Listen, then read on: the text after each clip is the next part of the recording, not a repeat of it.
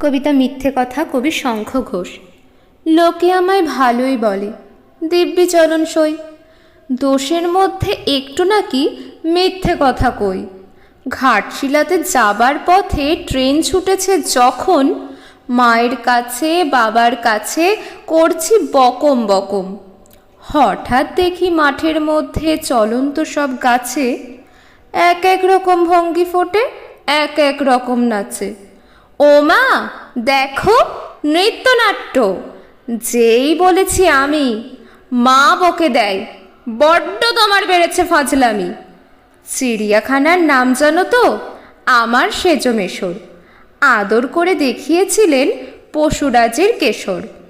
কদিন পরে চুন খসানো দেওয়াল জুড়ে এ কি ঠিক অবিকল সেই রকমই মূর্তি যেন দেখি। ক্লাসের মধ্যে যেই বলেছি সুরঞ্জনার কাছে, জানিস আমার ঘরের মধ্যে সিংহ বাঁধা আছে।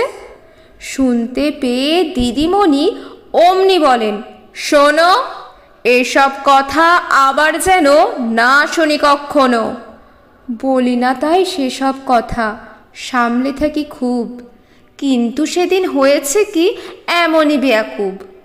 আকাশ পারে আবারও চোখ গিয়েছে আটকে, শরৎ মেঘে দেখতে পেলাম রবীন্দ্রনাথকে।